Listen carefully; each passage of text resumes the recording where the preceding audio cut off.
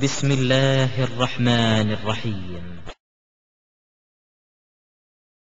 அஸ்ஸலாமு அலைக்கும் வரஹ்மத்துல்லாஹி வபரகாத்துஹு.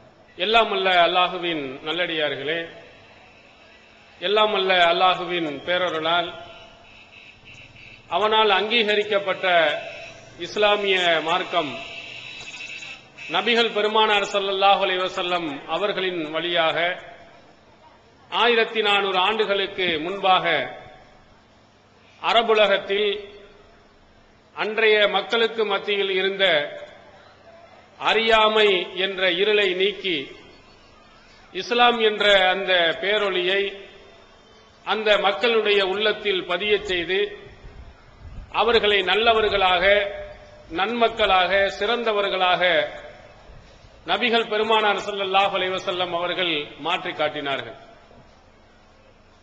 அவர்களுடைய அந்த மாபெரும் பெரும் முயற்சியின் காரணத்தினால் இஸ்லாத்தினுடைய அந்த மிக முக்கியமான கொள்கைகள், கோட்பாடுகள் உலகம் முழுவதிலேயும் பல்கி பெருகி இருக்கிறது. அதனுடைய தொடர்ச்சியாக தமிழகத்திலேயும் 1000க்கும் மேற்பட்ட ஆண்டுகளுக்கு முன்பாக இந்த இஸ்லாமிய மார்க்கம் காலூன்றி இருக்கிறது என்பதற்கு திருச்சி உட்பட பல ஊர்களில் அதற்குரிய சான்றுகளை நாம் பார்க்க முடிகிறது. திருச்சியில் கூட கல் பள்ளி என்று சொல்வார்கள். அந்த பள்ளி எப்பொழுது கட்டப்பட்டது என்றால் 1000 வருடங்களுக்கு முன்பாக கட்டப்பட்டிருக்கிறது. அதே போன்று கன்னியாகுமரியிலேயும் 1000 வருடங்களுக்கு முன்பாக கட்டப்பட்ட இறை இல்லங்கள் இன்றும் சாட்சி அளித்துக் கொண்டிருக்கிறது. 1000 வருடங்களுக்கு முன்பாக இந்த இஸ்லாமிய மார்க்கம் தமிழகத்திலே வேரூன்றி இருந்தாலும் இஸ்லாமியர்கள் என்று சொல்லக்கூடிய முஸ்லிம் பெருமக்கள் இஸ்லாத்தினுடைய அடிப்படை கொள்கைகளையும், இஸ்லாத்தினுடைய கோட்பாடுகளையும், இஸ்லாத்தில் இருக்கக்கூடிய தனித்தன்மைகளையும், இஸ்லாம் எந்த வகையில் சிறந்து விளங்குகிறது என்பதையும் அறியாதவர்களாக, இஸ்லாத்திற்கு எதிரான கொள்கைகளை பின்பற்றி நடப்பவர்களாக, இஸ்லாம் மறுக்கக்கூடிய, இஸ்லாம் எதிர்க்கக்கூடிய, மன்னிக்க முடியாத பாவங்கள் என்று சொல்லக்கூடிய பெரிய மிக பாதகமான விஷயங்களை கூட முஸ்லிம்களாக இருக்கக்கூடியவர்கள் நன்மை என்று நம்பி இன்று செயல்பட்டு வருவதை நாம் பார்க்க முடிகிறது.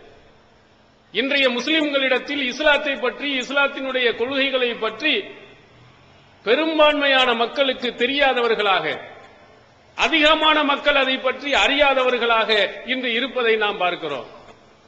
இன்று இருக்கக்கூடிய இஸ்லாமிய மக்களிடத்தில், பெரும்பான்மையிடத்தில் நீங்கள் கேட்டு பாருங்கள், இஸ்லாம் என்றால் என்ன, இஸ்லாத்தினுடைய கொள்கைகள் என்ன, கோட்பாடுகள் என்ன, இஸ்லாம் எதை செய்ய சொல்லுகிறது, எதை செய்யக்கூடாது என்று சொல்லுகிறது, இஸ்லாத்தினுடைய மூல ஆதாரங்கள் என்ன, நாம் எந்த அடிப்படையில் நாம் பின்பற்ற வேண்டும் என்று நீங்கள் கேட்டீர்களேயானால் பெரும்பான்மையான முஸ்லிம்களுக்கு இதனுடைய உண்மையான பதில் தெரிந்திருக்காது.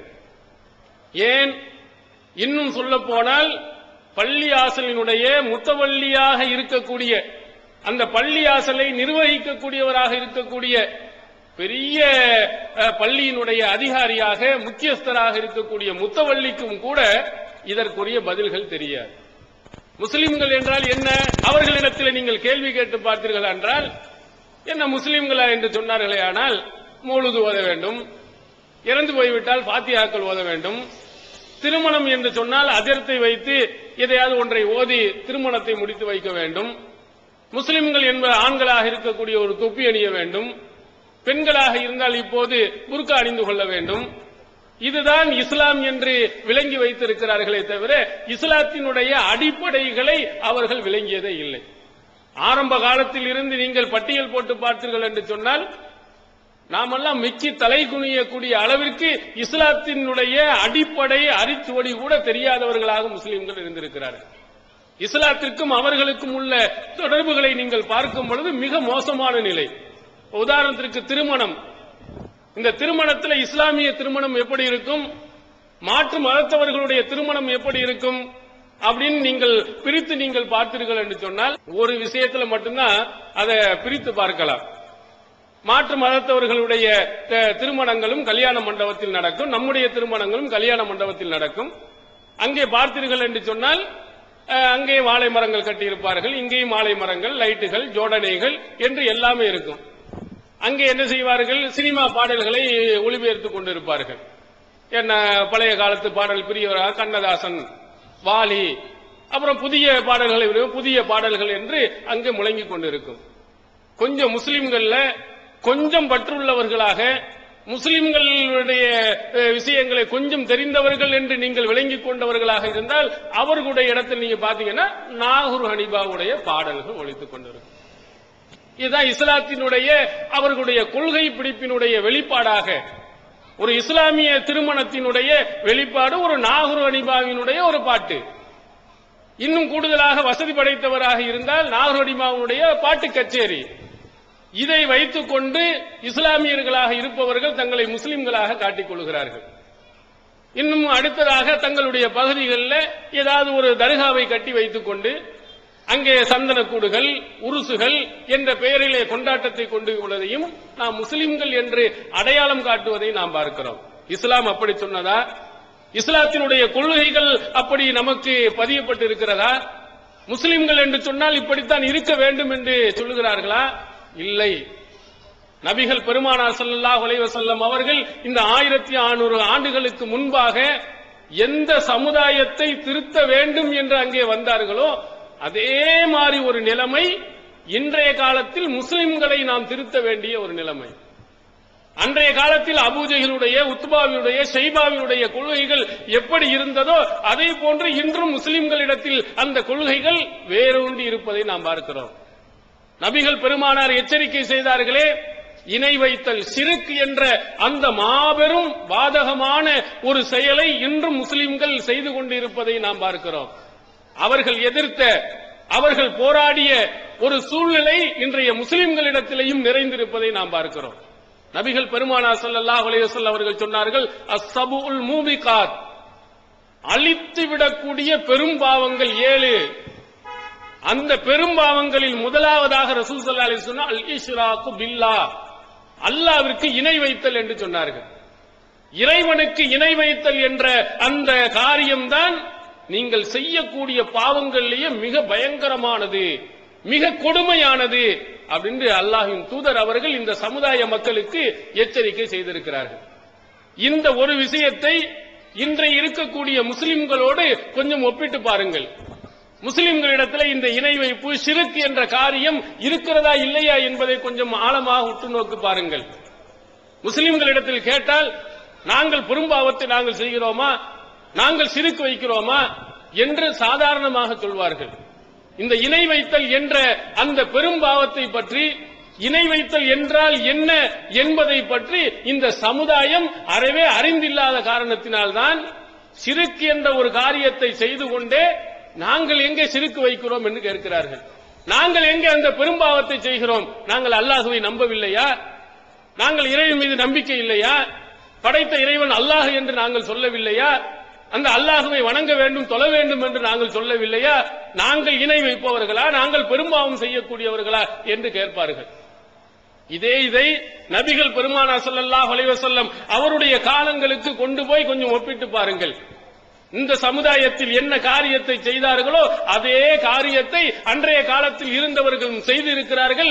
அவர்களை பார்த்துதான் அல்லாஹ் யா அய்யுஹல் முஷ்ரிகூன், யா அய்யுஹல் காஃபிரூன், காபிர்களே, இணை வைப்பவர்களே என்று அல்லாஹ் தஆலா அழைக்கிறான். யாரை? இந்த சமுதாயத்தில் எந்த நம்பிக்கை இருந்ததோ, இந்த சமுதாயத்தில் எந்த நம்பிக்கையுடன் இந்த மக்கள் நம்பிக்கை கொண்டிருக்கிறார்களோ அப்படிப்பட்டவர்களே அல்லாஹ் சொல்லியிருக்கிறார்.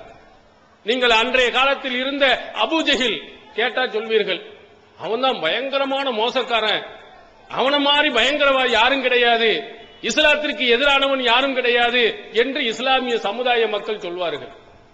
அவனுடைய நம்பிக்கை என்ன? திருமறை குர்ஆனை புரட்டி பாருங்கள். அல்லாஹ்வை மறுத்தவனா? அல்லாஹ் இல்லை என்று சொன்னவனா? கண்டிப்பாக இல்லை. அழகாக அல்லாஹ் ஒருவன் இருக்கிறான் என்பதை நம்பியவன் தான். அல்லாஹ் கேட்க, வலையின் சால்தகும் மன் ஹலக்கஸ் ஸமாவாத்தி வல்லர், வானம் பூமியை படைத்தவன் யார் என்று அவரிடத்தில் நீங்க கேளுங்க. யார்கிட்ட? இணை வைப்பவர்கள் என்று அல்லாஹ் சொல்கிறானே அந்த அபூஜஹல் கூட்டத்திடத்தில் போய் இந்த வானத்தை படைத்தது யார், இந்த பூமியை படைத்தது யார், அப்படின்னு கேட்டால் அவன் சொல்வானா, யக்கூலுன் அல்லாஹ், உறுதியாக சொல்வானாம் அல்லாஹ். அல்லாஹுதான் இந்த வானத்தையும் படைத்திருக்கிறான், இந்த பூமியையும் படைத்திருக்கிறான். அதே மாதிரி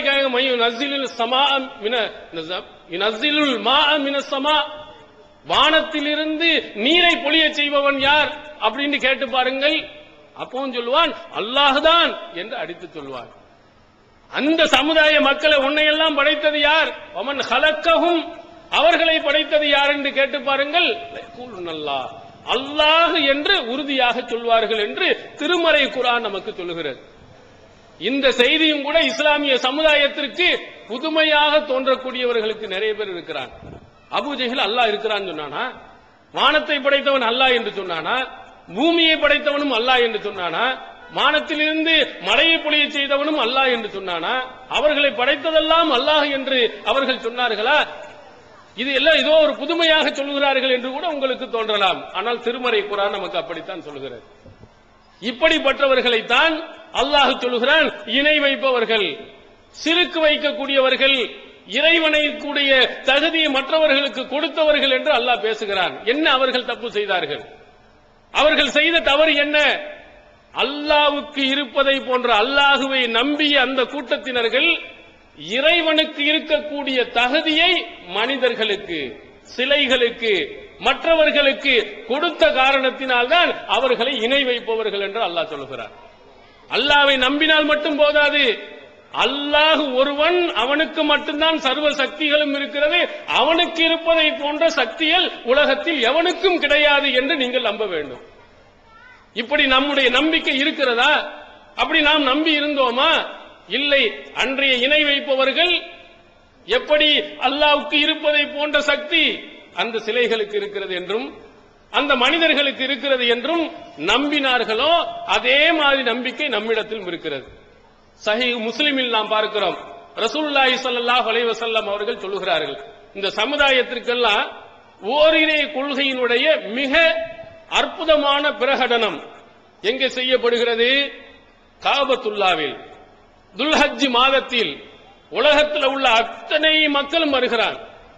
தமிழ் பேசுறவன் வருகிறான், தெலுங்கு பேசுறவன், ஹிந்தி பேசுறவன், மலையாளம் பேசுகிறவன், ஆங்கிலம் பேசுகிறவன், பிரான்ஸ் பேசுறவன், எந்த மொழி, அத்தனை மொழி பேசுபவனும் அங்க வருகிறான். கருப்பு, வெள்ளை, கட்டை, குட்டை, இந்த அத்தனை மக்களும் ஒன்று கூடக்கூடிய ஏறத்தாழ 20 லட்சத்துக்கும் மேற்பட்ட மக்கள் அந்த கஅபத்துல்லாவை வலம் வருகின்ற பொழுது இந்த சமுதாயத்திற்கு அல்லாஹ்வின் தூதர் அவர்கள் காட்டிய அந்த பிரகடனத்தை எல்லாரும் சொல்கிறார்கள்.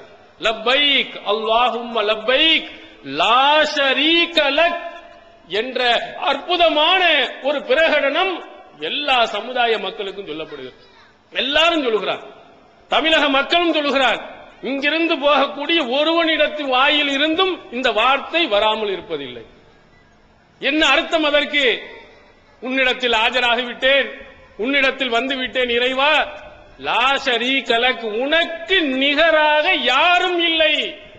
இந்த பிரகடனத்தை தான் அந்த காபத்துல்லாவில் போய் எல்லா சமுதாய மக்கள், இந்த உலகத்தில் உள்ள அத்தனை பேர்களும் இறை இல்லத்தை நாடி செல்லக்கூடியவர்கள் சொல்லுகிறார்கள், உனக்கு நிகரா உலகத்தில் எந்த மனிதனும் இல்லை, எந்த பொருளும் இல்லை. இதை அன்றைய காலத்தில் இருந்த இணை வைக்கப்பட்ட முஷ்ரிக்கீன்கள், அவனும் காபத்துல்லாவை வலம் வந்திருக்கிறான், அவனும் இந்த மாதிரி வார்த்தைகளை சொல்லி இருக்கிறான்.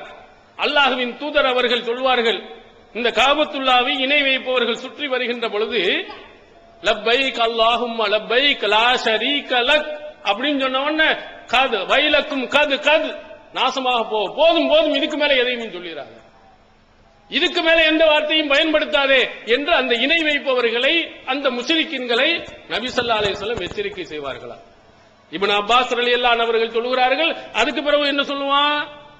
இல்லா ஷரீகன் ஹுவ லக் தம்லிகுஹு வமா மலக். அடுத்து சொல்றான், இறைவா உன்கிட்ட ஆஜராகிட்டேன், உன்கிட்ட வந்து நான் சேர்ந்துட்டேன், உனக்கு நிகராக யாரும் இல்லை, இல்லா ஷரீகன், ஒருத்தனை தவிர. சிலர் இருக்கிறாங்க, அவர்களுக்கு தனி அதிகாரம் இல்ல, அவர்களுக்கு நீந்தான் எஜமானனாக இருக்கிறாய். அப்படிப்பட்ட நீ எஜமானாக இருக்கக்கூடிய உன்னுடைய தகுதிக்கேற்ற ஒரு சிலர்கள் இருக்கிறார்கள் என்று அதற்கடுத்து சில வாசகத்தை சொன்னார்கள். இதைத்தான் ரசூல் ஸல்லல்லாஹு அலைஹி வஸல்லம் கண்டித்தார்கள். எந்த வார்த்தை என்று பாருங்கள், அது கூட மென்மையா தான் சொல்லுகிறார். யா அல்லாஹ், அவனுக்கும் கூட நீ தான் எஜமானன் தான் சொல்றான். ஆனா ரசூல் ஸல்லல்லாஹு அலைஹி வஸல்லம் அவனுக்கு நிகர் இல்லை என்றால் யாரும் கிடையாது. அல்லாஹ் கொடுத்திருக்கிறான், அல்லாஹ் அப்படி சக்தியை வழங்கியிருக்கிறான் அப்படிங்கிறதே இல்லை. அந்த மாதிரி வாசகத்தை சொல்வதை கூட அல்லாஹுவின் தூதர் அவர்கள் எச்சரிக்கை செய்திருக்கிறார்கள் என்று சொன்னால் நம்ம எந்த அளவுக்கு இன்றைய உள்ள மனிதர்களிடத்திலே அல்லாஹ்வுடைய தகுதியை கொடுத்திருக்கிறோம் என்று பாருங்கள். இதுக்கு பெரிய ஆய்வுகள் ஆராய்ச்சிகள் வேண்டியதில்லை. ஒவ்வொரு வீடுகளிலேயும் ஒரு பரக்கத்துக்காக வேண்டி குர்ஆன் வசனம் எழுதி வச்சிருக்கான். இந்த பரக்கத்துக்காக வேண்டி நிறைய இந்த சமுதாயம் அதை படித்து அதில் இருக்கக்கூடிய வசனங்களை வழங்கணுங்கிற இதை விட்டு எல்லாம் மந்திரம், தாயத்து, தட்டு, தகடு அப்படின்னு உள்ள நிறைய போயிட்டாங்க. ஒவ்வொரு வீடுகள்லையும் பாத்தீங்கன்னா எல்லாம் அரபியிலேயே எழுதி தொங்க போட்டிருக்கு. சரி, அதுக்கு அர்த்தமாவது போட்டிருக்கா? இல்ல. சில இடங்கள் அரபு நாடுகள்ல இருந்து மற்ற பகுதியில இருந்து வாங்கிட்டு வந்திருக்கான் பெரிய போர்டு. என்னன்னு பார்த்தா 30 ஜுசுவை அப்படியே பிரேம் பண்ணி வீட்டுல மாட்டி வச்சிருக்கான். ஒரு லயன்ல ஒரு ஜுசு, இப்படியே 30 லயன். எவ்வளவு கண் பார்வை கூர்மை உள்ளவனும் படிக்க முடியாது. அவ்வளவு. ஏன்னா ஒரு லைன்ல இப்படி நீல லைன்ல ஒரு ஜுசுவை எழுதி இருந்தா எங்க இருந்து படிக்க? அது எதுக்கு மாட்டி இருக்கோம்? என்ன செய்யலாம்? மியூசியத்துல கொண்டு போய் வை. ஒரு புதுமையா இருக்கிறான். என்ன ஒரு காடுல 1330 குறளை எழுதினாரு அப்படின்னா அது ஒரு நுணுக்கமான ஒரு வேலை, யாரும் செய்ய முடியாத வேலை. அப்படி எழுதி இருந்தான்னா வைக்கலாம். இதை டைப் பண்ணிட்டு வீட்டுல போட்டு வச்சிருக்கீங்களா? எதுக்கு வாங்கி வச்சிருக்கீங்க? இது 30 ஜுசுவையும் போட்டா பேய் வராது, பிசாசு வராது, அது அண்டாது, இது அண்டாது அப்படின்னு ஒரு நம்பிக்கையில இப்படி. இதுக்கு முன்னாடி அழகான தட்டு, பிளேட்டு, அதுக்குள்ள என்னடா இருக்குது? பூந்தி இருக்குதா, சாப்பாடு இருக்கான்னு பாத்தீங்கன்னா ஆயத்துல் குர்சி அல்லதுக்கு வச்சிருக்கான். அர்த்தமாவது படிச்சு எழுதியிருக்கா? வர்றவங்களுக்கு ஓரிரை கொள்கையை ஓங்கி ஒழிக்கக்கூடிய அற்புதமான ஒரு வசனம் இல்லையா? கன்சுமின் குனூசில் ஜன்னா, ரசூல் ஸல்லல்லாஹு அலைஹி வஸல்லம் சொர்க்கத்தினுடைய பொக்கிஷங்கள்ல இருந்து ஒரு பொக்கிஷம் என்று சொன்னார்களே, ஒரு அற்புதமான பொருள் நிறைந்த அந்த குர்ஆனுடைய வசனங்களை அர்த்தத்தையாவது போட்டிருக்குன்னு சொல்லிட்டு நானும் பல இடங்கள்ல பார்த்தா தமிழ் இதுல எங்கேயுமே இல்லை. எல்லாம் அரபியில போட்டிருக்கு. சில இடங்கள்ல அரிதாக உருதுல மொழிபெயர்ப்பு போட்டிருக்காங்க. அதைத்தான் தமிழ்நாட்டுக்காரன் வாங்கி மாட்டி வச்சிருக்க, எல்லாம் பரக்கத்துக்காக. அதை படித்திருந்தீர்கள் என்று சொன்னால் நம்மள்ட்ட சிறுக்குங்கிற வாடையே வந்திருக்காரு. அல்லாஹ் என்ன சொல்றான்? அல்லாஹு லா இலாஹ இல்லாஹுவல் ஹய்யுல் கய்யூம். எடுத்த உடனே அதான் அல்லாஹ் எப்படிப்பட்டவன்? அவனை தவிர எந்த கடவுளும் இல்லை. அவன்கிட்ட இருக்க தனி சிறப்பு என்ன? அல் ஹய்யுல் கய்யூம், நித்திய ஜீவன், எப்போதும் நிரந்தரமா இருக்கிறவன். எப்போதும் மரணம் என்பது அவனுக்கு கிடையாது. அவனுக்கு தூக்கம் என்பது கிடையாது, அசதி என்பது கிடையாது. எப்போதும் விழித்துக் கொண்டிருக்கக்கூடிய உயிரோடு இருக்கக்கூடியவன் அல்லாஹ் அப்படின்னு போட்டு வச்சிருக்கிறீங்க. இது அல்லாஹ்வுக்கு மட்டும் உள்ள தனி சிறப்பு, தனி தகுதி. உலகத்தில் வேற எந்த மனிதனுக்கு அப்படி கிடையாது. இல்லாத மன்னாதி மன்னராக இருந்தாலும் சரி, அவன் ஒரு காலத்தில் இறந்து போகத்தான் செய்யும். ஆனால் இந்த சமுதாயம் நித்திய ஜீவனாக நிரந்தரமாக இருக்கக்கூடியவனாக யாரை நம்பியிருக்கிறார்கள்? அவுலியாக்கள். அவுலியாக்கள் என்று சொல்லக்கூடியவர்களுக்கு மரணம் இல்லை. அவர்கள் எப்போதும் உயிரோடு இருக்கிறார்கள். அதுக்கு நிறைய கதைகள் வர நிறைய சொல்லி விடுறான். ஒரு கதை அவுலியாக்களை பற்றி நம்ம ஜும்மா மேடைகள்ல மார்க்கத்தை பற்றி பேசுவதை விட இந்த மாதிரி கதைகளைத்தான் இமாம்கள் நிறைய சொல்லி இருக்கிறாங்க. ஒரு இதுல சொல்லுவாங்க, ஒரு ஹஜரத்து ஒரு அவுலியா இறந்து போயிட்டாராம். என்ன செய்ய? தோல்ல தூக்கி வச்சுக்கிட்டே போய்கிட்டே இருந்தார்களா. போய்கிட்டே இருக்கின்ற பொழுது அங்க இருக்கக்கூடிய என்ன அவுலியா இறந்து போயிட்டாரு. அப்ப உடனே தலையை தூக்கிட்டு அவுலியாக்கள் இறப்பது இல்லை, உயிரோட தான் படக்குன்னு படுத்துக்கிட்டாராம்.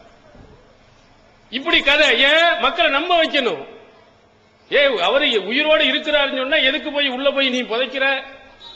நீ அப்படி புதைச்சிருந்தா 307 போலீஸ் உள்ள கொண்டு போய் வச்சிருவாங்க. உயிரோடு இருக்கிறவன் நீ புதைச்சியன்னு சொல்லிட்டு கொலை குற்றத்துக்குள்ள உள்ளாகும். உயிரோடு இருக்கிறார் என்று சொன்னால் எதுக்காக கொண்டு போய் குளிப்பாட்டி உள்ள போய் வைக்கிறோம்? இந்த அறிவு கூட இல்லையா? அவுலியாக்கள் இறப்பதில்லை, தலையை தூக்கிட்டு படுத்துக்கிட்டாருன்னு இப்படி கதை சொன்ன உடனே அவங்களும் ரொம்ப அற்புதமா தலையை ஆட்டிக்கொண்டு நம்மளும் வந்து விடுகிறோம். இப்படி உயிர் இறந்து போன பல்லாயிரக்கணக்கான ஆண்டுகளுக்கு முன்னால் இறந்து போன ஒருவர் நம்ம சொன்னதை கேட்கிறாண்டு இந்த சமுதாயம் நம்புகிறதா இல்லையா? அவர்களிடத்தை போய் கையேந்துகிறோமா இல்லையா? அவர்கள்ட்ட போய் முறையிடுகிறோமா இல்லையா? நம்முடைய கோரிக்கைகளை எடுத்து வைக்கிறோமா இல்லையா? வைக்கின்ற பொழுது அவருக்கு கேட்கும். எந்த மொழியில் சொன்னாலும் கேட்கும், எந்த தூரத்தில் இருந்து சொன்னாலும் கேட்கும், எந்த கோரிக்கைகளை வைத்தாலும் அவர் நிறைவேற்றி வைப்பார் என்ற நம்பிக்கை ஷிர்க் இல்லையா? சொன்னீங்க, யாரெல்லாம் உனக்கு நிகரா யாரும் கிடையாது, நீ நித்திய ஜீவன், நீ எப்போதும் உயிருடன் உள்ளவன், உனக்கு நிகரா யாரும் இல்லைன்னு சொல்லிட்டு இதோ இருக்கிறார் பாரு அவுலியா. டஜன் கணக்குல, கோர்ஸ் கணக்குல, ஒவ்வொரு ஊர்லயும் ஏதாவது ஒரு அவுலியா. நம்ம பார்த்து ஆச்சரியப்பட்டு போன ஒரு அவுலியா யாருண்டா, முன்னாடி நாம சொல்லிக்கிட்டு இருப்போம் குரங்கு மஸ்தான் அவுலியான்னு ஒரு ஆள் புறையாறுல இருக்காங்க. அதை முழுங்கிற மாதிரி மதுரை பக்கத்தில் திருமங்கலத்துல இருந்து கொஞ்ச தூரம் அப்படி போனோம்டா ஒரு சகோதர வண்டியை நிறுத்தி, இந்த பாருங்க இந்த மரத்தை, இது தெரியுமா, இது பாம்பு அவுலியா அப்படின்னு சொல்றாரு. வியாழக்கிழமை நைட்டு வந்துட்டா பெண்கள் கூட்டம் ஒரு கூட்டம் வந்துட்டு அங்க பால் முட்டையை கொண்டு வந்து இங்க ஒரு பாம்பு அவுலியா இருக்கிறாரு. இதோட ரெக்கார்டிங் பண்ணிருக்காரு. இங்க வந்தவர் தான் அந்த இடத்த கூட ரெக்கார்டிங் பண்ணிருக்காரு. இந்த பாம்பு அவுலியாவை என்னடா இருக்கு அப்படின்னு. அந்த நேரத்தில் யாரும் வியாழக்கிழமை வருவாங்களாம். பாம்பு அவுலியா என்னத்த, பாம்புக்கும் இந்த அவுலியாக்கும், அவுலியா தான் பாம்பாவா மாறினாரா அல்லது பாம்பு தான் அவுலியாவா மாறினுச்சா என்னன்னு தெரியும். இந்த மாதிரி நிறைய கதைகளை இந்த சமுதாயத்தில் விட்டு நிறைய அடிச்சிருக்கிறாங்க. ஒரு புத்தகத்தில் நான் படித்தேன். அப்துல் காதர் ஜெயிலானி அவர்களுடைய ஒரு பெரிய அற்புதம் என்று சொல்லி ஒரு கதை எழுதியிருக்கிறார். அவர் பயான் பண்ணிட்டு இருக்கிறார். அப்துல் காதர் ஜெயிலானி அவர்கள் திடீரென்று என்ன செய்கிறது, பாம்பு அவர்களுக்கு மேல் என்ன செய்கிறது, ஓடிக்கொண்டிருக்கிறது. ஓடிக்கொண்டிருக்கின்ற உடனே பயான் கேட்டவரெல்லாம் நெளிகிறார்கள், போகிறார்கள். என்றா பாம்புண்டா படையே அஞ்சும் என்று சொல்வார்கள். பாம்புண்டா ஓடி போயிருவோம், ஒருத்தன் இருக்க மாட்டான். அவுலியாக்கு மேல அங்கிட்டு விச பாம்பு அப்படியே சுத்தி கொண்டே இருக்கிறது. அப்படியே அந்த அப்துல் காதர் ஜீலானி அவர்கள் யாருக்கும் பயப்படாமல் அப்படியே நின்று கொண்டு அழகாக பயான் செய்து முடித்தவுடன் அது தானாக போய்விட்டது. அப்ப அவுலியாக்களாக இருக்கக்கூடியவர்களுக்கு எந்த விஷச்சந்தும் எந்த விதமான ஒரு பெரிய விஷங்களை தரக்கூடிய பெரிய பிராணிகளாக இருந்தாலும் எதுவும் செய்யாது. அவங்களுடைய இறையச்சம் அப்படி அப்படிங்கிற காட்டுவதற்காக ஒரு கதையை அங்கே காட்டியிருக்கிறாங்க. ஆனா ரசூலுல்லாஹ் என்ன சொன்னாங்க, நீ தொழுதுகிட்டு இருக்கும் பொழுது விஷஜந்துகள் போனா முதல்ல அடிங்கன்னு சொன்னாங்க. அதே மாதிரி ஹஜ்ஜுக்கு போனீங்கன்னா எந்த பிராணிகளையும் என்ன செய்யக்கூடாது, கொல்லக்கூடாது. ஆனால் விஷஜந்து வரக்கூடியதாக இருந்தால் அடித்து கொள்ளுங்கள் என்று நபிகள் பெருமானார் ஸல்லல்லாஹு அலைஹி வஸல்லம் அவர்கள் சொன்னார்கள். விஷயத்தை பார்த்தீர்களேயானால் நீங்கள் உடனடியாக அதை கொள்ளுங்க, அடுத்தவங்களுக்கு அது தீங்கிழைக்கக்கூடியதுன்னு சொல்லி இருக்கிறாங்க. ரசூலுல்லாஹ் பயந்து இருக்கிறார்கள், மூசா நபி பயந்து இருக்கிறார். திருமறை குர்ஆன்ல பாம்போடு இணைத்து சொல்லப்பட்ட ஒரு நபி மூசா. அல்லாஹ் என்ன செய்யறான், உன்னுடைய கைத்தறியை கீழே போடு, லா தக, பயப்படாதே. அவர் பிடிக்கும் போது ஆஹா பாம்பு நிக்குதுன்னு பயப்படுகிறார் மூசா நபி.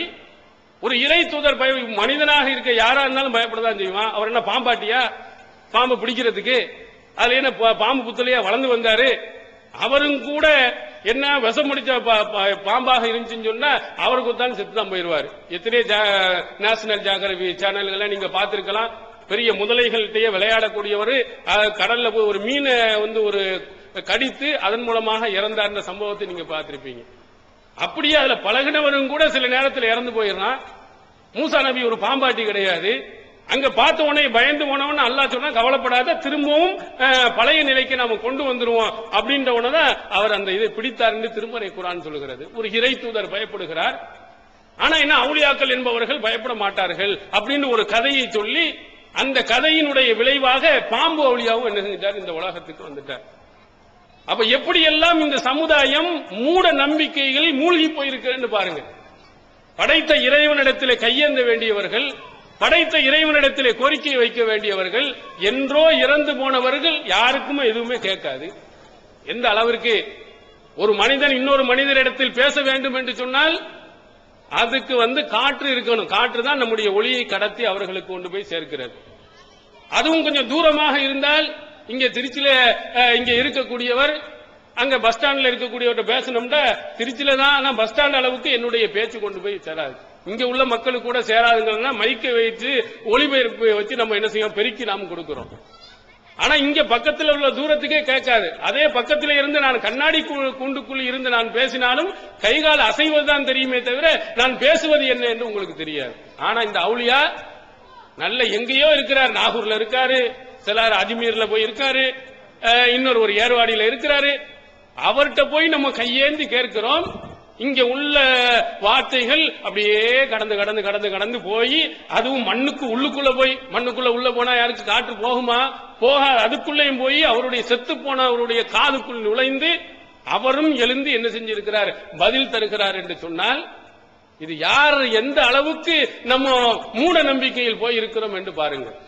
விஞ்ஞான கருத்துக்களை, அறிவுபூர்வமான கருத்துக்களை சொல்லக்கூடிய இஸ்லாமிய மார்க்கத்தில் இருக்கக்கூடிய மக்கள் மூட நம்பிக்கை என்ற பெயரில் ஷிர்க்ல கொண்டு போய் விழுந்திருக்கிறார்கள். அல்லாஹ் மன்னிக்க முடியாத ஒரு பாவம். இன்னல்லாஹ லா யக்ஃபிரு அய்யுஷ்ரக பிஹி, அவனுக்கு இணை வைப்பதை அல்லாஹ் மன்னிக்கவே மாட்டான். வேற இது கூட அல்லாஹ் மன்னிச்சிடலாம். தொழுகண்டா கூட அல்லாஹ் மன்னிச்சிருவான். நோன்பு வைக்கவில்லை என்று சொன்னால் கூட அல்லாஹ் மன்னிச்சிருவான். ஷிர்க் இணை, அல்லாஹ் என மாதிரி ஒருத்தர் இருக்கிறான் நம்பினால் அது அல்லாஹ் மன்னிக்கவே மாட்டான். ஆனால் இன்று அவுலியாக்கள் இடத்திலே அவனை போன்ற தன்மைகள் நிறைய கொடுத்து அவர்களிடத்திலே நாம் கையேந்தி கொண்டிருக்கிறோமே, இது இஸ்லாமா? நாம் இஸ்லாத்தை பற்றி சரியாக விளங்கி இருக்கிறோமா? அந்த அவுலியாக்கள் இடத்திலே கையேந்துவதும், அந்த அவுலியாக்கள் இடத்திலே உங்களுடைய கோரிக்கைகளை எடுத்து வைப்பதும் எப்படி எல்லாம் பார்த்தீங்கன்னா, நாகூர் பகுதியில் நீங்க போய் பாத்தீங்கன்னா புது புது கதையா சொல்வார்கள். எதற்கெல்லாம் அவுலியா? நீ பாம்பு ஒளியா மாதிரி பாஸ்போர்ட்டுக்கு கூட அவுலியா இருக்காராம். ஆனா இவன் பாஸ்போர்ட் ஆபீசரா? அவரு சாகுல் அமீது அவரு பாஸ்போர்ட்ல ஆபீசரா இருந்தாரா? அவர் கையெழுத்து போட்டாருன்னா உனக்கு பாஸ்போர்ட் கிடைக்குமா? இல்ல போய் விசா கொடுப்பதற்கு ஒரு அவுலியா வச்சிருக்கான், பாஸ்போர்ட்டுக்கு ஒரு அவுலியா வச்சிருக்கான். அவர்கிட்ட போய் கொடுத்துட்டோம் சொன்னோம்னா பாஸ்போர்ட் கிடைச்சிரும், விசா கிடைச்சிரும், நல்ல வேலை கிடைச்சிரும். இப்படி எல்லாம் என்ன செய்கிறார்கள்? புதிய புதிய அவுலியாக்கள் ஒவ்வொரு கட்டத்திலையும் ஒவ்வொருத்தனும் புதுசு புதுசா உருவாக்கிட்டே போகிறார். அல்லாஹு தஆலா அல்லாஹ்ங்கிற யார் எதற்கு இருக்கிறான்? எந்த கோரிக்கையா இருந்தாலும் போய் உடனே அவுலியாக்கள் இடத்துல போகிறீங்கன்னா அல்லாஹ்வுக்கு எந்த வேலையுமே இல்லை, அல்லாஹ்வுக்கு எந்த சக்தியுமே இல்லை என்ற அடிப்படையில் அங்க போய் ஒவ்வொன்றுக்கும் அவுலியாக்களை உருவாக்கி, உடம்பு முடியல, காய்ச்சலா இருக்குது, போவாத தீராத வைத்த வழியா இருக்குது, உடனே போய் தர்கால போய் படுத்துக்கிறான். அங்கேயும் கூட நீங்கள் தர்காக்கு போனீங்கன்னா நாகூர் தர்கால பெரிய போர்டு வச்சிருக்கலாம். அதுல என்ன இருக்கும்? கல்லு, மண்ணு, கத்தி, பிளேடு எல்லாத்தையும் போட்டு, இது என்னவா? அங்க இருக்கக்கூடிய அவுலியா கத்தியின்றி ரத்தமின்றி ஆபரேஷன் பண்ணி அறுவை சிகிச்சை பண்ணி எடுத்ததான் போட்டு வச்சிருக்கான்.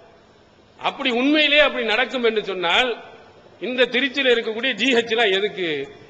எல்லாத்தையும் தூக்கி இழுத்து மூடிட்டு இங்க இருக்காரு நமக்கு, அதை விட அதுக்கு ஒரு குட்டி சிசியரா இருக்க நத்தர் சாஹிப் அவுலியா இருக்காரு.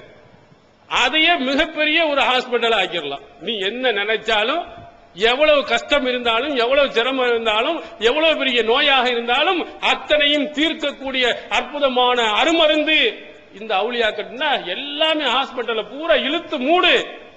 ஒரு வார்த்தையில எந்த இதுவும் இல்லாமல் அழகாக நிவாரணம் தந்து விடுவார் அப்படின்னு போயிருக்கணுமா இல்லையா? எந்த தர்காக்கள் ஹாஸ்பிட்டலா மாறி இருக்குது? இங்க ஓதி பார்க்கிறாரு, அங்க உங்களுக்கு இருக்கிற ஓதி பார்க்கக்கூடியவர், அவருக்கு ஏதாவது ஆக்சிடென்ட்ல ரத்தம் ஓடிட்டு இருக்கும் போது சொல்லுங்க, நத்தர் சாஹிப் அவுலியாட்ட கொண்டு போய் போடுவோண்டு, அடா மூதேவி கொண்டு போய் அங்க கொண்டு போய் அப்போலோ ஹாஸ்பிட்டல் இருக்கான்னு பாடுறா, அங்க கொண்டு போய் போடுன்னு சொல்லுவார் அவர். நீ உண்மையிலேயே நம்பிக்கை கொள்ளவனாக இருந்தால் என்ன செய்யணும்? இங்க கொண்டு அவனுக்கு தான் தெரியும் நம்ம பிராடத்தனம் பண்றோம், நம்ம ஏமாத்துறோம். அஜர்த்து எல்லாத்துக்கும் தாயத்து தட்டு தகடெல்லாம் கொடுப்பாரு. அவன் பிள்ளைக்கு உடம்பு முடியலன்னா டாக்டர்கிட்ட கொண்டு போய் தான் காட்டுவார். ஏன்னா திருடனுக்கு தான் திருட்டுத்தனம் இதை பற்றி நன்றாக தெரியும். அதே மாதிரி என்ன செய்ய ஒவ்வொரு காரியத்தையும் கூட அழகான ஒரு கேள்வியை சொல்வார்கள். இந்த மாதிரி கள்ளத்தனம் பண்ணக்கூடியவர்கள் இதுல ஏன் இந்த மாதிரி விஷயத்தில் இறங்க மாட்டேங்கிறார் என்பதற்கு அழகா ஒரு சோட்ட ஒரு கேள்வி கேட்பாங்க. இந்த ஏதாவது ஒரு பிரச்சனை, ஏதாவது ஒரு நாட்டுக்கு பிரச்சனை அப்படின்னா தீக்குளிக்கிறவன் சாதாரண தொண்டனாகத்தானே இருக்கிறான். ஏன் மந்திரி போய் தீக்குளிக்க மாட்டேங்கிறாரு? ஏன் முதலமைச்சர் போய் தீக்குளிக்க மாட்டேங்கிறாரு? எல்லா சொகுசு வாழ்க்கை எல்லாருமே அப்படித்தானே, அவங்க தானே செய்யறாங்க. தொண்டனை விட இவன் தானே முதல்ல போகணும், யாருமே ஏன் போறது இல்லை அப்படிங்கும் போது அதற்கு ஒரு குதர்க்கத்தனமா எப்போதுமே ஒரு விதமா தான் பதில் சொல்வார். அப்போ அவர் சொன்னாரு, இங்க சாமிகிட்ட ரொம்ப நெருக்கமா இருக்காள் யாரு? பூசாரி தானே. என்னைக்காவது பூசாரி அழகு குத்தி காவடியில போயிருக்கானா? தொண்டன் தான் போவான். அங்க பக்கத்து கடவுள் பக்கத்துல இருக்கிறவன் இந்த மாதிரி வேலையை செய்ய மாட்டான் அப்படின்னு சொல்ற மாதிரி தான் மக்கள்கிட்ட ரொம்ப பணத்தை உருகி கொண்டிருக்கக்கூடிய மந்திரிகள்லாம் முதலமைச்சர் எல்லாம் இந்த மாதிரி காரியத்தை செய்ய மாட்டார் என்று சொல்வார். அதே மாதிரி இந்த சமுதாயத்தில் அவுலியாக்களுக்கு ரொம்ப பக்கத்தில் இருக்கக்கூடிய, ரொம்ப நெருக்கத்தில் இருக்கக்கூடிய இந்த அஜரத்துமார்கள் அவர்களுக்கு உடல்நிலை சரியில்லை என்று சொன்னால் இங்கே கிடக்கிறார்களா? இங்கே போய் கேட்டுக்கொண்டு இருக்கிறார்களா? உங்களைத்தான் ஏமாற்றிக் கொண்டிருக்கிறார் என்பதை நீங்கள் விளங்க வேண்டும் என்பதற்காக சொல்கிறேன். அப்போ உண்மையிலேயே அவர்களுக்கு எல்லா விதமான அற்புதங்களும் இருக்கும் என்று சொன்னால் எல்லா விதமான தர்காக்களும் மிகப்பெரிய மருத்துவமனையாக என்ன செய்ய ஆகியிருக்க வேண்டும். ஆனால் ஆகவில்லை. அதிலிருந்தே இவர்கள் பொய்யும் புரட்டும் செய்கிறார். திருமறை குர்ஆன் என்ன சொல்கிறது? நபிகள் பெருமானார் ஸல்லல்லாஹு அலைஹி வஸல்லம் அவர்கள் என்ன சொன்னார்கள்? அறிவுபூர்வமா 1400 ஆண்டுக்கு முன்னே சஹீஹ் புகாரியில் இடம்பெறுகிறது. லிக்குல்லி தாயின் தவாவுன், ஒவ்வொரு நோய்க்கும் மருந்து இருக்கிறது.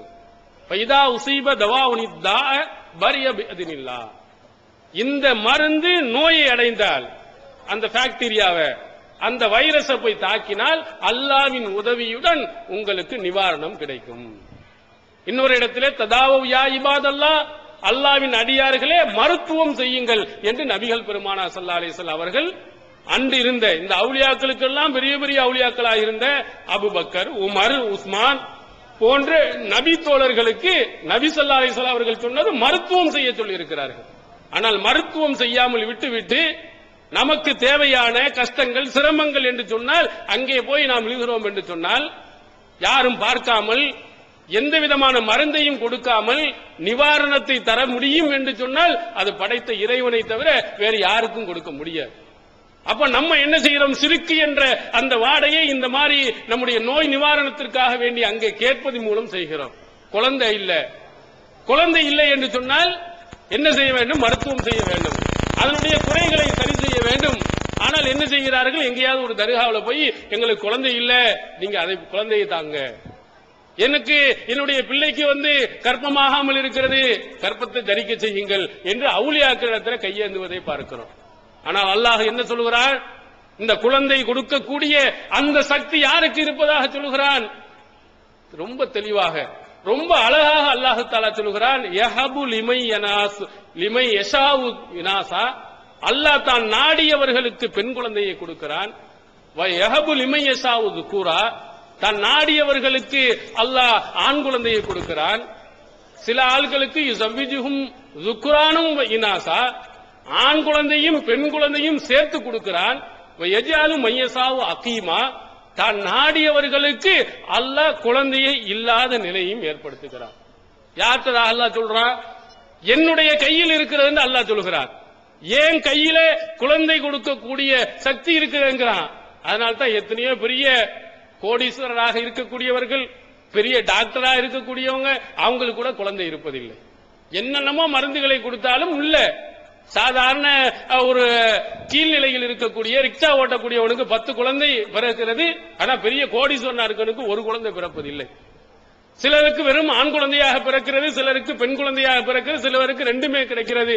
இதெல்லாம் என்னுடைய கையில உள்ளது, நான் நினைத்தவங்களுக்கு கொடுப்பேன். அந்த சக்தி நான் என் கையில் வைத்திருக்கிறேன் அல்லாஹ் சொல்லும் போது, அல்லாஹ்விடத்தில் கையேந்த வேண்டியவர்கள், இறைவனிடத்தில் பிரார்த்தனை செய்ய வேண்டியவர்கள் இந்த அவுலியாக்கள்கிட்ட போய் கேட்டோம்னா நமக்கு அல்லாஹுவை மீறி இவர்கள் தருகிறார் என்று நம்புகிறார்கள். ரசூலுல்லாஹி ஸல்லல்லாஹு அலைஹி வஸல்லம் அவர்கள் ரஹ்மத்துல் ஆலமீன், இந்த உலகத்துக்கு பெரிய அருள் கொடை. அவங்களுக்கு எல்லா மனைவியிலிருந்து குழந்தை கொடுத்திருக்கான அல்லாஹ். கதீஜா நாயகியை தவிர மற்ற யாருக்கும், அந்த மாரியத்துல் கிபித்தியா அந்த 2 பேரையும் தவிர அவர்களுக்கு யாருக்கும் குழந்தை பிறக்கவே இல்லை. ரசூலுல்லாஹ்வுக்கு ரொம்ப அன்பிற்குரிய, பாசத்திற்குரிய, அறிவிச்சுடராக இருந்த ஆயிஷா நாயகி, அவங்களுக்கு குழந்தை இருக்கா? அவர்களுக்கு குழந்தை பிறந்ததா? ரசூலுல்லாஹ் அன்பு செலுத்தினார். கதீஜாவுக்கு பிறகு அதிகம் அன்பு செலுத்தினார்களே, அந்த ஆயிஷா நாயகி அவர்களுக்கு குழந்தை இல்ல. எந்த தர்காவில் போய் கேட்டார்கள்? மிகப்பெரிய அவுலியாவாக இருந்த இப்ராஹிம் நபி அந்த காலத்தில் இறந்திருக்கிறார். அதுக்கு முந்தைய காலத்தில் இருந்தவர். தன்னுடைய மூதாதையர் என்ற ரசூல் ஸல்லல்லாஹு அலைஹி வஸல்லம் அவர்கள் சொன்னார்கள், போய் அந்த தர்கால போய் இப்ராஹிம் நபியே எனக்கு குழந்தை தாங்க அப்படின்னு கேட்டார்களா? இது அல்லாஹ்வுடைய கையில் இருக்கிறது. அல்லாஹ்விடத்தில் தான் அனைத்தையும் நபி ஸல்லல்லாஹு அலைஹி வஸல்லம் அவர்கள் கேட்டார்களே தவிர எந்த அவுலியாக்களிடத்திலும் தனக்கு மேலே உள்ள எவர்களிடத்திலேயும் ரசூல் ஸல்லல்லாஹு அலைஹி வஸல்லம் கேட்கவும் இல்லை, மற்ற மக்களை கேட்க சொல்லவும் இல்லை. எல்லாம் அவர்கள் காட்டி தந்த பிரார்த்தனைகள் எல்லாத்தையும் நீங்கள் படித்து பாருங்கள். அல்லாஹும்ம ரப்பனா, எங்களுடைய இறைவா, அல்லாஹ்வே எனக்கு இதை கொடு என்று இறைவனை அழைத்துதான் சொல்லி தந்தார்களே யா அவுலியா அப்படின்னு ரசூல் ஸல்லல்லாஹு அலைஹி வஸல்லம் அவர்கள் கேட்டதில்லை, அவர்களிடத்தில் பிரார்த்தனை செய்யதில்லை, அப்படி யாருக்கும் சொல்லிக் கொடுத்ததும் இல்லை. ஆனால் இன்றைய இஸ்லாமிய சமுதாயம் பாத்திமான்னு பேரை வச்சுக்கிறாங்க, ஆயிஷான்னு பேரை வச்சுக்கிறாங்க. ரசூல் ஸல்லல்லாஹு அலைஹி வஸல்லம் அவர்கள் எதை சொன்னார்களோ அதற்கு நேர் மாற்றமாக இந்த மனிதர்களிடத்திலே போய் இன்று கையேந்தி கொண்டிருப்பதை நாம் பார்க்கிறோம். இது பெரிய சிறுக்கு இல்லையா? நம்ம சொல்லுகிற நம்ம முஸ்லீமாக இருக்கிறோம், என்ன தப்பு செய்தோம் என்று நம்ம கேட்கிறோமே, அல்லாஹ்விடத்தில் இருக்கக்கூடிய அந்த சக்தியை கொண்டு போய் இந்த அவுலியாக்கள் இடத்துல போய் கொடுக்கிறோமே, இதை விட ஒரு மோசமான ஒரு நிலை இல்லையா?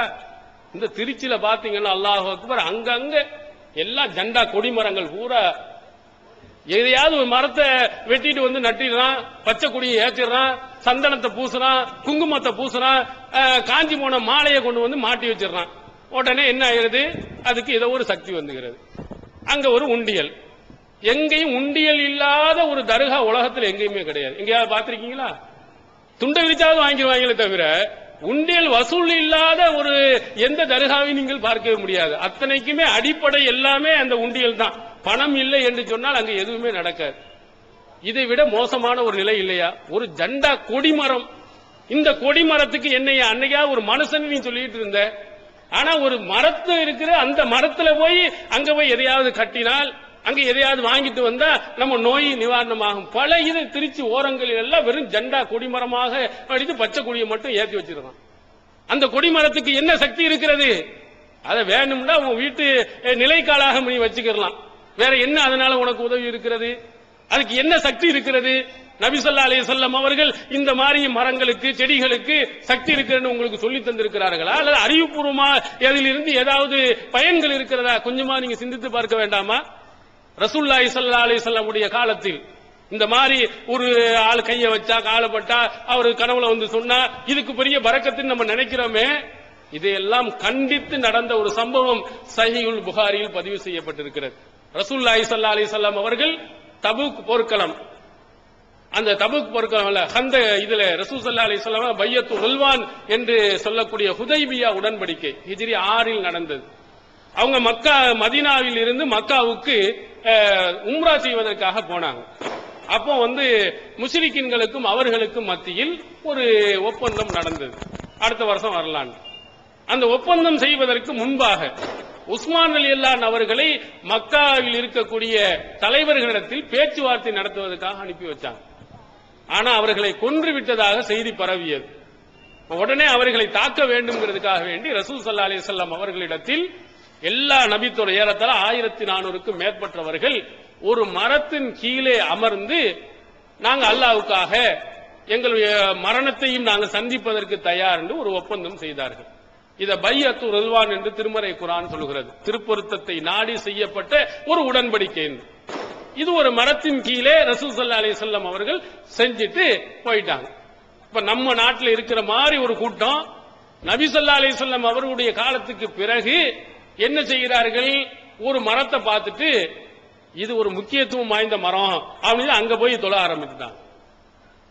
தாரிக் பின் அப்துல் ரஹ்மான் அவர்கள் இது என்ன இங்க தொழுறீங்களே, இது என்ன பள்ளி அசல், இது புதுசாக தெரியுது அப்படின்னு கேட்கும் பொழுது, இதுவா இந்த மரம் எப்படிப்பட்ட மரம் தெரியுமா? ஹைசு பாய ரசூலுல்லாஹி ஸல்லல்லாஹு அலைஹி வஸல்லம் தஹ்த ஷஜரா, அல்லாஹ் குர்ஆன்ல சொல்கிறானே அந்த மரத்தின் கீழே பையத் செய்தவர்கள் ரசூல் ஸல்லல்லாஹு அலைஹி வஸல்லம் அவர்கள் ஒப்பந்தம் செய்த ஒரு மரமாக்கும், அல்லாஹ்வின் தூதர் அவர்கள் இருந்த மரமாக்கும். அதனால நம்ம அங்க போய் என்ன செய்ய வேண்டும்? தொழ வேண்டும், நிறைய நன்மை கிடைக்கும் நமக்கு அப்படின்னு எவனோ ஒரு கதையை விட்டு இருக்கிறான். அந்த மரம் அப்படின்னு சொன்ன உடனேயே அங்கிருந்த அங்க விவரமானவர் இன்னொருட்ட போய் கேட்கிறார். சயீத் பின் முஸையப் என்ற ஒரு தாபியிட்ட போய் இப்படி சொல்லுகிறார்களே, உங்க ஆப்பா நபி தோழர் தானே, இது தொடர்பாக என்ன விவரம் இருக்கு கொஞ்சம் சொல்லுங்க. அவர் உடனே அவருடைய தந்தையிட்ட போய் கேட்கிறார். முஸையப் ரலியல்லாஹு அவர்கள், அவர் அந்த காலத்துல வாழ்ந்துகிட்டு இருக்கிறார். அவர் யாருன்னு சொன்னா இந்த மரத்தின் கீழே பையத் செய்தவர்கள் அல்லாஹ் குர்ஆன்ல சொல்றாங்க, அதுல இவரும் ஒருவர். போய் சொல்லுகிறார், இப்படி ஒரு மரத்தின் கீழே எல்லாரும் தொழுகிறாங்க, அந்த மரத்துல தான் நீங்களும் சஹாபாக்கள் எல்லாருமே இருந்ததாகவும் ரசூலுல்லாஹ்ட்ட பையத் செய்ததாகவும் சொல்றாங்களே, அது உண்மைதானா அப்படின்னு கேட்கும் பொழுது அவர் சொல்லுகிறார், ரசூல் ஸல்லல்லாஹு அலைஹி வஸல்லம் அவர்களுடைய காலத்துல அந்த மரத்தின் கீழே நாங்க என்ன செய்ய, ஒரு மரத்தின் கீழே பையத் செய்தோம். வஹரஜினா மினல் ஆமில் முக்பில், அடுத்த வருடம் தான் நாங்க உம்ரா செய்யணும்னு சொன்னனால அடுத்த வருடம் நாங்கள் போனோம். நசீனா, நாங்கள் மறந்து விட்டோம். நக்தீர் அலைஹா, அது எங்கன்னு எங்களுக்கே தெரியாது. நாங்க ஒரு மரத்துல பையத் செஞ்சது உண்மைதான். அடுத்த வருடம் போகும்பொழுது அந்த மரம் எங்க இருக்குன்னு எங்களுக்கே தெரியல, அது எதுன்னு எங்களால கண்டுபிடிக்க கூட முடியல.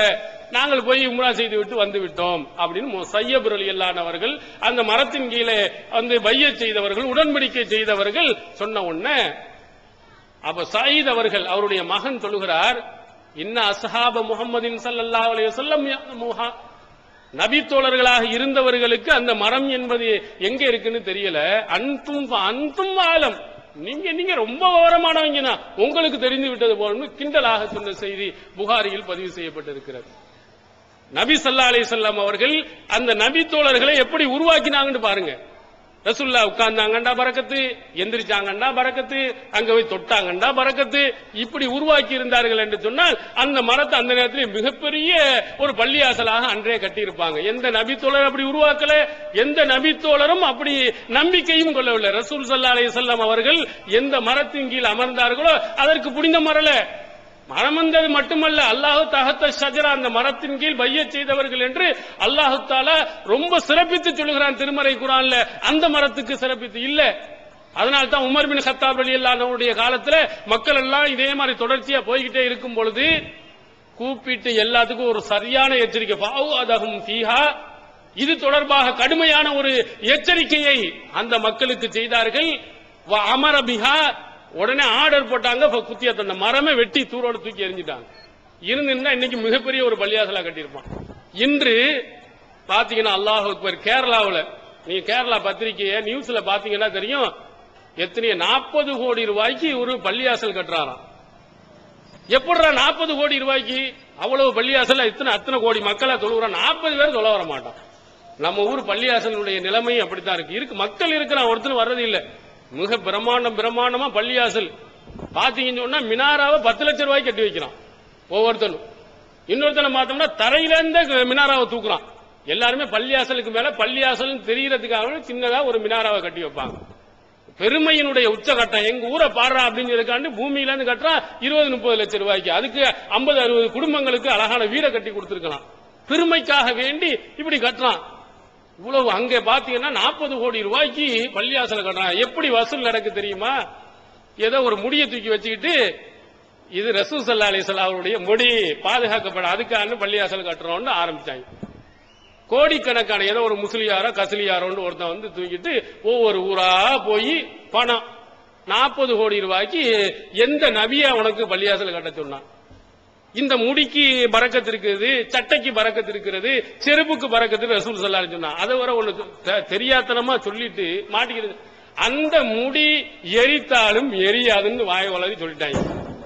அங்க உள்ள ஆளுக்க கூப்பிட்டு, வா நீ எரிச்சு காட்டுது அந்த முடிய, அப்படி எரியாத என்னையா முடி பாத்துடலாம், எரிச்சு காட்டினோட திரு முழித்துக் கொண்டு இப்பொழுது இருக்கிறார் என்ற செய்தியை நாம் பார்க்கிறோம். என்ன ரசூல் ஸல்லல்லாஹு அலைஹி வஸல்லம் அந்த முடி பரக்கத்துன்னு சொல்லிக்கொண்டு, அதற்கு ஒரு பெரிய பள்ளியாசல் கட்டுறன்னு சொல்லிக்கொண்டு, அதை ஒரு புனிதம் என்று சொல்லிக்கொண்டு, இங்க காஷ்மீர் ஹசரத் பால்னு சொல்லிட்டு வச்சிருக்கிறான் முடி இருந்த இடம் சொல்லிட்டு, ஒவ்வொருத்தனும் இந்த மாதிரி மூட நம்பிக்கையை இந்த சமுதாயத்தில் விதைக்கிறான். ஏன்னா இந்த சமுதாயம் மார்க்க விஷயத்தில் சிந்திக்கிறதே இல்லை, மார்க்க விஷயத்தில் கொஞ்சம் கூட சிந்தித்து பார்ப்பதும் இல்லை. இப்ப தொழுவதற்கு ரசூல் ஸல்லல்லாஹு அலைஹி வஸல்லம் பள்ளியை கட்ட சொன்னாங்க, பெருமை அடிப்பதற்கு அல்ல. இந்த மாதிரி மூட நம்பிக்கையை வளர்ப்பதற்கும் ரசூலுல்லாஹி ஸல்லல்லாஹு அலைஹி வஸல்லம் அவர்கள் பள்ளியாசலை கட்ட சொல்லவில்லை. மூட நம்பிக்கை அப்படியே மூழ்கி போகிறான். ரசூல் ஸல்லல்லாஹு அலைஹி வஸல்லம் சொன்னாங்க, இந்த செருப்பால் அடிக்கிற மாதிரி இந்த சமுதாயத்து மக்களுக்கெல்லாம் பின்னால் வரக்கூடிய ஒவ்வொருத்தருக்கும் ஹஜ்ஜத்துல் விதாவுல கடைசியாக ஆற்றிய மிகப்பெரிய ஒரு பேருரையில், அலா அறிந்து கொள்ளுங்கள், விகுல்லி அம்ரின் மின் அம்ரில் ஜாஹிலியா, ஜாஹிலியத்தினுடைய ஒவ்வொரு விஷயங்களும் தஹத்த கதமைய மௌலூன், என்னுடைய கால்களுக்கு கீழ் போட்டு புதைக்கப்படுகிறது என்று சொன்னார். எப்போ கடைசி நேரத்தில் சமுதாயத்தில் அறியாமை காலத்தினுடைய மூட நம்பிக்கை, முட்டாள்தனமான பழக்க வழக்கங்கள் எல்லாத்திலையும் காலத்தோண்டி விதைச்சிட்டா இனிமே எதுவும் வரக்கூடாது. அந்த நம்பிக்கை உனக்கு உருவாக கூடாது. அப்படின்னு இந்த சமுதாய மக்களுக்கெல்லாம் ரசூலுல்லாஹி ஸல்லல்லாஹு அலைஹி வஸல்லம் அவர்கள் சொல்லிவிட்டு சென்றிருக்கிறார்கள். ஆனால் இந்த சமுதாயத்தில் இருக்கக்கூடிய இன்றைய மக்கள் இந்த மாதிரி நம்பிக்கைக்கு பின்னால் ஓடிக்கொண்டிருக்கிறார்கள். இதனால தான் ஒவ்வொரு வீட்டிலையும் பாருங்க, வீட்டு வாசல்ல ஒரு பூசணிக்காய் தொங்க விட்டு வச்சிருக்கான், புது வீடா இருந்தாண்டா. அல்லது ஒரு செம்பு இதுல தகடுல எதையாவது அரபி வாசகத்தை கட்டி தொங்க விட்டு வச்சிருக்கிறான். அல்லது கண்ணாடி பாட்டில்ல எதையா உள்ளதுக்கு போட்டு மூலையில மாட்டி வச்சிருக்கிறான். முஸ்லிம்களுடைய வீடா இது? இதுதான் ரசூல் ஸல்லல்லாஹு அலைஹி வஸல்லம் சொன்னாங்க. ரசூல் ஸல்லல்லாஹு அலைஹி வீட்டு வாசல்ல எத்தனை தகடு தாயத்து தொங்குனுச்சு, எத்தனை பூசணிக்காய் தொங்குனுச்சு. பூசணிக்காவில படத்தைப்பா, கண்ணைப்பா, சிரி அப்படின்னு சொல்லிட்டு ஒரு மாதிரி போட்டு திருஷ்டி போகுமா, அங்க வந்து பேய் வராதான், பிசாசு வராதா. இப்படிப்பட்ட நம்பிக்கையை நம்முடைய வீட்டினுடைய வாசல்கள்ல மூட நம்பிக்கையின் பிறப்பிடம் நாங்க தான் சொல்ற மாதிரி ஒவ்வொரு முஸ்லிம்களும் கொண்டு வந்து மாட்டி வச்சிருக்காங்க. ரசூலுல்லாஹ் சொன்னாங்களா இந்த மாதிரி பேய் பிசாசு எல்லாம் இருக்கிறது உங்களை தாக்கும் நபி ஸல்லல்லாஹு அலைஹி வஸல்லம் சொன்னாங்களா? அழகா சொன்னார்கள், லா கவுல், பேய்ங்கிறதே கிடையாது. அந்த காலத்துல பேயின்னு என்ன நினைச்சா, அந்த பயணத்துல போகின்ற பொழுது அவனை மாட்டி விட்டு பிரச்சனையை உருவாக்குமா, அதுக்கு பிறகு தான் கவுல்னு சொன்னான். இப்படி நம்பிக்கொண்டு இருக்கிறவன் ரசூல் ஸல்லல்லாஹு அலைஹி சொன்னாங்க, அப்படி கிடையாது. அந்த மாதிரி பேயும் பிசாசு எதுவும் கிடையாது. திருமறை குர்ஆன் அழகா சொல்ல, அல்லாஹு யதவஃபல் அன்ஃபுஸ ஹீன மௌத்திஹா வல்லத்தி லம் தமுத் ஃபீ மனாமிஹா. அல்லாஹ் தஆலா உறங்குகின்ற போது உள்ள உயிர்களையும், யார் அன்னைக்கு இறந்து போகக்கூடிய இருக்கிறாங்களோ அவர்களுடைய உயிர்களையும் அல்லாஹ் தஆலா கைப்பற்றிக் கொள்கிறான். வயுர்சில்லதி கலா அலைஹில் யுர்சில்லதி அல்லாஹ் யும்சிக்குல்லதி கலா அலைஹில் மௌத். அல்லாஹ் யாருக்கு வந்து மரணத்தை வைத்து விட்டானோ அவர்களுடைய உயிரை கைப்பற்றிக் கொள்கிறான். வயுர்சில் உக்ரா, மற்றொன்றை அல்லாஹ் விட்டு விடுகிறான். அழகா, இது எவ்வளவு அற்புதமான அழகான ஒரு வசனம் என்று பாருங்க. அல்லாஹ் ஒரு மனிதன் உறங்குகின்ற நேரத்தில் அவனுடைய உயிரை அவன் கைப்பற்றி வச்சுக்கிறான். யார் வந்து இன்னும் வாழணும்னு அல்லாஹ் விதித்து வச்சிருக்கிறானோ இல்ல அஜலி முசம்மா, ஒரு குறிப்பிட்ட காலம் வரையிலையும் உயிரை திருப்பி கொடுத்துறான். யார் இறந்துடுறாங்களோ அவர்களுடைய உயிரை அல்லாஹ் கைப்பற்றி வச்சுக்கிறான். இறைவனுடைய கையில் இருக்கிறது உயிர். இந்த உயிர் நமக்கு என்ன செய்ய, பேய் பிசாசு என்று சொல்லிக் கொண்டு நம்மளை வந்து என்ன செய்யும், ஏதாவது ஒன்று செய்துவிடும், இதையாவது பிரச்சனை உண்டாக்கிவிடும் அப்படின்னு சொல்லிக் கொண்டு தாயத்து தட்டை நம்ம மாட்டுகிறோம் என்று சொன்னால் அல்லாஹ்வுடைய பிடி பலகீனமானதா? இறைவனுடைய பிடியை விட்டும் அது தப்பித்து வந்து விடுமா? இப்ப அல்லாஹ் சொல்வது பொய்யா? நம்பிக்கை எப்படி மோசமாக போகிறது என்று பாருங்க. பேய் பிசாசு அதான் அழகா அன்றைய காலத்தில் இருந்த கவிஞர்களே அழகா சொல்லியிருக்காங்க. வேப்ப மரத்துச்சியில பேயொன்று ஆடுகண்டு விளையாட போகும்போது சொல்லி வைப்பாங்க, உன் வீரத்தை முளையிலேயே கிள்ளி வைப்பார்கள் என்று பட்டுக்கோட்டை கல்யாண சுந்தரம் அவனே அந்த நேரத்திலேயே சொன்னான். யார் இஸ்லாத்தில் இல்லாத ஒருவன் அழகா சொல்லுகிறான், நீ போயிடாத, வேப்ப மரத்துல உச்சியில ஒரு பேய் ஆடிக்கிட்டு இருக்குது, சின்ன பிள்ளையே வீரத்தை மழுங்கடிக்க செய்யக்கூடிய ஒரு கொள்கை என்று அன்று சொன்னான். இஸ்லாம் என்றோ சொன்னது. இந்த மாதிரி பேய் பிசாசு என்பது அல்ல, இறைவனுடைய கையில் இருக்கிறது. பேய் அன்றும் கிடையாது, பிசாசு என்பதும் கிடையாது.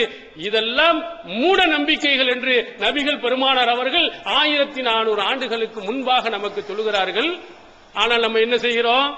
பேய் இருக்கு பிசாசு இருக்கிறதுக்காக வேண்டி தாயத்தை கட்டுறதுக்கு ஓடுறோம், அஜரத்திட்ட ஓடுகிறோம். அவர்கிட்ட போய் என் புள்ள ஒரு மாதிரியா இருக்கிறான், அவனுக்கு சரி பண்ணுவதற்கு எதையாவது கொடுங்கன்னா அவர் எதையாவது ஓதி எதையாவது கொடுக்கிறாரு. அதுவும் இல்லை என்று சொன்னா நாகூர் தர்காவுக்கு போறோம். அந்த சீசன் டயத்துல போங்க, அல்லாஹு அக்பர்.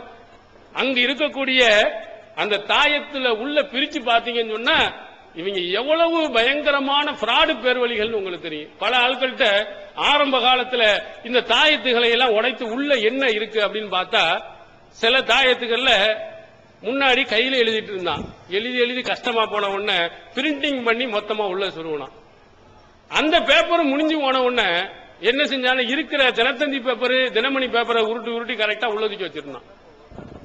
சரி பரவாயில்ல, அதையாவது பரவாயில்ல அப்படின்னு சொன்னோம்னா, அடுத்ததாக நம்ம பார்த்தோம் சொன்னா அதுல உள்ள என்ன இருக்குன்னா லாட்டரி சீட்டை உள்ளதுக்கு வச்சிருக்கு. தெருவுல கடைக்குல சீட்டை பார்த்துட்டு பரிசு விழுவாதில்ல. அந்த காலத்துல லாட்டரி சீட்டு தமிழ்நாட்டில் அனுமதி தானே இருந்துச்சு. சீட்டை உள்ளதுக்கு வச்சிருக்கான். இன்னும் போனா உள்ளதுக்கு போனோம்னா சினிமா டிக்கெட்டையும் உள்ளதுக்கு வச்சிருக்காங்க. உங்களுக்கு தெரியல, பெரிய பரக்கத்து. பார்த்தா பெரிய 7 பேரை அடிக்கிற மாதிரி ஒருத்தர் இருக்கிறான். அவனுடைய கைப்பிடி 3 இருக்குது. ஆம்ச பார்த்தோம்னா அதுல 7 தாயத்தை கட்டி தொங்க விட்டுருக்கான். மூதே இந்த உடல்ல இருக்கக்கூடிய தைரியத்தை விட இந்த தாயத்திலேயே அதுல என்ன இருக்குது? அப்படி இஸ்லாம் இப்படி தாயத்து தட்டையெல்லாம் போட்டா பேய் போயிடும் பிசாசு போகுதுன்னு சொன்னதா? உங்களை நல்லா ஏமாத்தி கொண்டு இருக்கிறான். அங்கே இருக்கக்கூடிய அட்டுழியங்கள் ஒவ்வொரு தாயத்தையும் பிரிச்சு பாருங்க. அதுல என்ன அப்படி ஒரு அற்புதம் இருக்கிறது? என்ன அணுகுண்ட உள்ளதுக்கு வச்சிருக்கிறானா? அணு கதிர்கள் ஏதாவது அங்க இருக்கிறதா? வேற எவனையாவது தாக்குற மாதிரி ஏதாவது பொருள்கள் இருக்கிறதா? அல்லது விடுதலை புலி மாதிரி ஏதாவது அந்த சைனடு குப்பியை உள்ளதுக்கு வச்சிருக்கானா? இதையா செய்யுமா? ஒரு இளவும் இல்ல.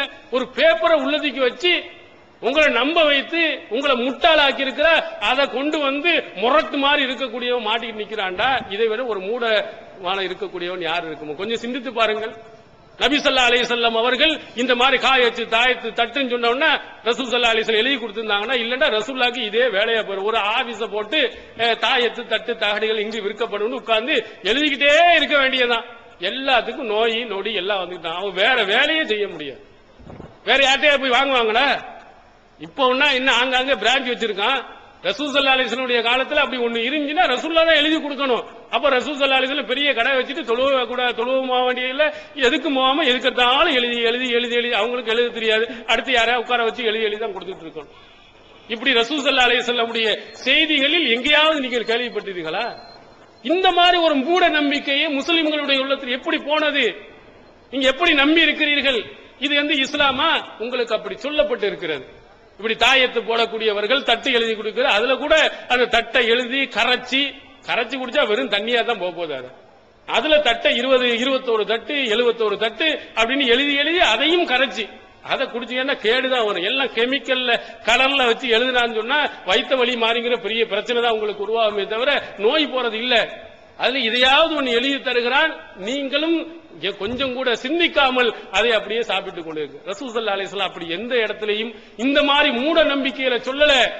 அப்படி மூட நம்பிக்கையில ஒருத்தன் போனால் அந்த நம்பிக்கையை விதைத்தால் அவன் இணை வைத்தவன் சொன்னான். ஒருவர் வருகிறார், நபி ஸல்லல்லாஹு அலைஹி வஸல்லம் அவர்களிடத்துல ஒரு 10 பேர் வர்றாங்க. 9 பேர்ட்ட ரசூல் ஸல்லல்லாஹு அலைஹி வஸல்லம் இஸ்லாத்துக்கு வந்து உடன்படிக்கை எடுக்கிறாங்க. ஒருத்தட்ட உடன்படிக்கை எடுக்க மாட்டேன்ட்டான். அகமது என்ற நூல்ல பார்க்கிறோம். அப்புறம் ரசூல் ஸல்லல்லாஹு அலைஹி வஸல்லம் கேட்கிறாங்க, பாயாத்த திஸாத்த அம்சக அன்ஹாதா 9 பேர்ட்ட நீங்க பைய செஞ்சீங்க, இந்த ஆளை மட்டும் ஏன் விட்டுட்டீங்க?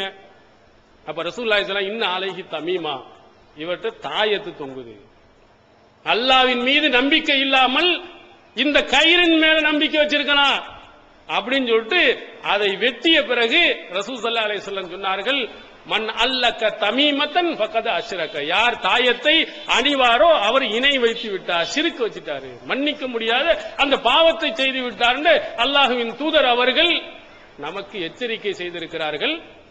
இந்த இஸ்லாமிய சமுதாயம் யார் வீட்டுல தாயத்து இல்லாம இருக்கு, தட்டு இல்லாமல் இருக்கு, ரசூலுல்லாஹ் செய்யாதே அப்படின்னு எச்சரிக்கை செய்து மன்னிக்க முடியாத ஒரு குற்றம் என்று சொல்லி இருக்கக்கூடிய ஒரு மூட நம்பிக்கையை இஸ்லாமிய சமுதாயம் இன்று எல்லாரும் செய்து கொண்டிருக்கிறார்கள்.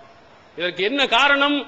நபிகள் பெருமானார் ஸல்லல்லாஹு அலைஹி வஸல்லம் உண்மையான இஸ்லாத்தை நீங்கள் அறியவில்லை. திருமறை குர்ஆனுடைய சட்ட திட்டங்களை நீங்கள் படிக்கவில்லை. குர்ஆன் நாங்க என்ன ஓதாம இருக்கிறோம்? 1ஆம் பாத்தியாக்கு ஓதலையா, 7ஆம் பாத்தியாக்கு ஓதலையா, 40ஆம் பாத்தியாக்கு ஓதலையா? இதுக்கு தான் இந்த குர்ஆனை நம்ம பயன்படுத்தணும். அல்லாஹ் குர்ஆனை பற்றி இதுக்கு தான் சொன்னானா? இந்த யாசீன் என்று நீங்கள் ஓதுகிறீர்களே, இந்த யாசீனை பற்றி அந்த அத்தியாயத்தில் இருக்கக்கூடிய கருத்துக்களை என்றாவது நீங்கள் படித்திருக்கிறீர்களா? அழகாத்தி வமா அல்லம்னாஹு ஷஅர வமா யம்பகி லஹு இன் ஹுவ இல்லா குர்ஆனுன் கரீம் லியுந்திர மன் கான ஹய்யா. இது யாசீனில் இருக்கக்கூடிய ஒரு வசனம். நீங்க மனப்பாடம் பண்ணீங்கன்னா இந்த வசனம் உங்களுக்கு நன்றாக தெரிந்திருக்கும். அல்லாஹ் என்ன சொல்லுகிறான்? இந்த நபிக்கு கவிதையை நாம் கற்றுக் கொடுக்கவும் இல்லை, அவருக்கு அது தேவையும் இல்லை. பூரா மௌலுது. இந்த மௌலுத நம்ம கடுமையாக எச்சரித்து இதுல இருக்கக்கூடிய சிறுக்கான வரிகளை எல்லாம் சொன்னோம்னா பெரும்பாலும் மக்கள் திணிந்து விட்டாங்க. இப்போ நோட்டீஸ் பாக்குற, வாருங்கள் வாருங்கள் மௌலுத ஓதுங்க ஓதுங்க உற்றாதீங்க, நபி ஸல்லல்லாஹு எவ்வளவு சிறப்பானவர்கள் என்று கூவி கூவி அழைக்க வேண்டிய நிலைமையை அல்லாஹ் தஆலா ஆளாக்கி இருக்கிறான். எல்லா புகழும் அல்லாஹ்வுக்கே. அதுல வெறும் கவிதைகளை வெறும் பாட்டு படிக்கிறது. இந்த பாட்டிலேயே தான் இந்த சமுதாயம் என்ன செய்து சீரழிந்து போயிருக்கிறது. சிந்திப்பதில்லை, வெறும் பாடல்களை படிச்சுட்டு அதுல என்ன இருக்கு ஏது இருக்கு என்பதையும் கவனிக்கல.